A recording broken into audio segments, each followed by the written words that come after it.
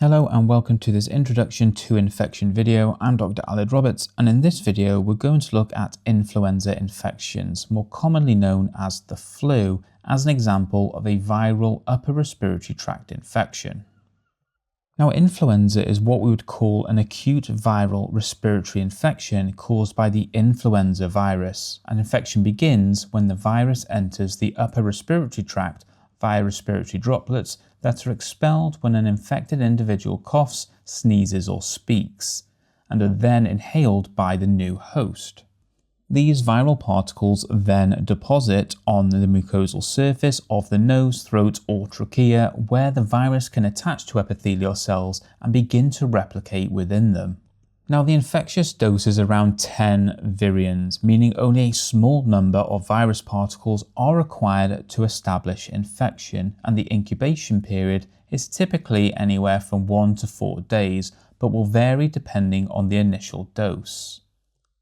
Now, as the virus replicates locally, it causes direct damage to respiratory epithelial cells and triggers a strong innate immune response, leading to symptoms such as fever, sore throat, coughing, and myalgia.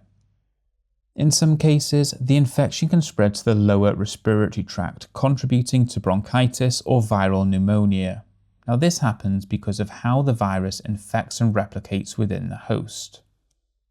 Now, the virus itself is relatively small, single-stranded, and it has positive sense RNA containing around 10 genes which allow it to replicate within a host cell.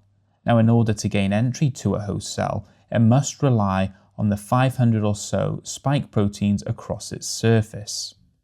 Now, there are two key proteins, haemagglutinin, which allows the virus to enter host cells, and neuraminidase, which allows the virus to exit host cells. And there are many different variations of these proteins that result in many subtypes of the influenza virus, which we'll come on to in a minute. And so after an infective dose is breathed into the upper respiratory tract and suitable target cells are identified, it does what virus cells are designed to do: hijacks a host cell, replicates, and releases new progeny virions to infect new cells whilst the host cell dies.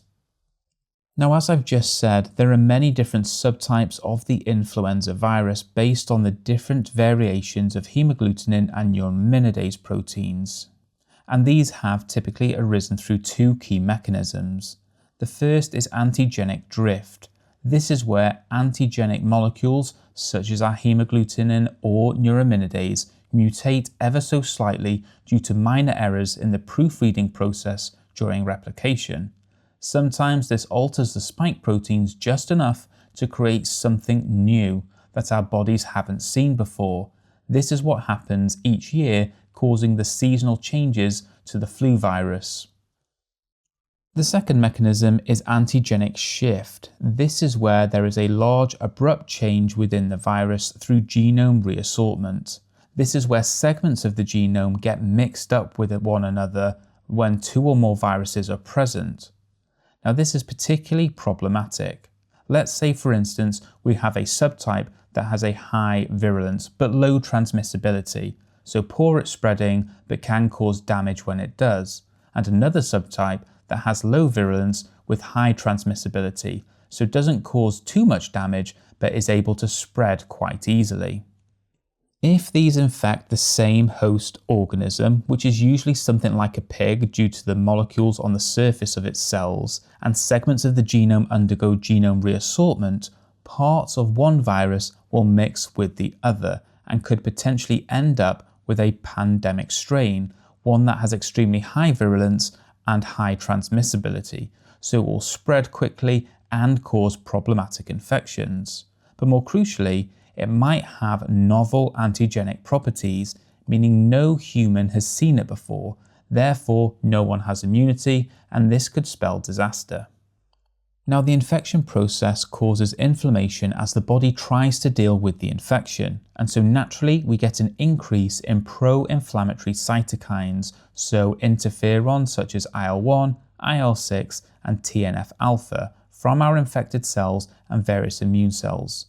We also get systemic spread of these molecules around the body through the circulatory system, causing our body temperature to rise and metabolism to become altered. In addition to this, there is a decrease in the function of ciliated epithelial cells due to infection and cell lysis. This impairs mucociliary clearance, leading to poor clearance of mucus which builds up, increasing the risk of secondary infections. Now, all of this results in some very generic symptoms that last for between 7 and 14 days, such as fever, myalgia, malaise, and an unproductive cough, as well as some general fatigue due to circulating cytokines affecting a number of systems. Now, this grouping of symptoms is typically referred to as flu-like symptoms, as it relates to a stereotype host inflammatory response and has become a sort of de facto clinical reference point. Okay, so how do we go about treating influenza infections? Well, in what we would call uncomplicated cases, we typically use standard forms of self-care, so bed rest, rehydration, and aspirin to reduce the symptoms of inflammation. Now, when cases become a little more complex, perhaps it's not clearing as expected or is migrating down into the lower respiratory tract. This is where clinical interventions come in and we start to consider antiviral therapy such as the use of zanamivir and oseltamivir, which target neuraminidase and stop the release and spread of new virions from the host cell. Now, we do have some options when things take a turn for the worst. However, as the old saying goes, prevention is better than cure, which is true for influenza infections and why we have developed a number of vaccines for this disease. Now, the vaccines are about 75% effective. However, a new one needs to be administered each year. Now, this is not because we lose our immunity, it's because antigenic drift in the virus changes it just enough so that each year it comes back and is slightly different. Now, there are two main types of vaccine for influenza. Some are live attenuated vaccines, meaning they contain a weakened form of the virus that can replicate in a limited extent in the upper respiratory tract. The more common, however, is the non-live or non-replicating viruses. These contain purified influenza antigens with no live virus. Therefore, they cannot cause infection, but can raise an immune response in order to generate memory to the strain. And it's worth noting that each year, vulnerable groups such as the young, elderly, the immunocompromised, and those working in healthcare settings are offered the flu vaccine as a priority, as they are the highest risk of contracting the disease or from serious complications. And with that, we come to the end of this video. I hope you found the content useful, informative, and most importantly, easy to understand. Thanks for watching, and I hope you have a great day.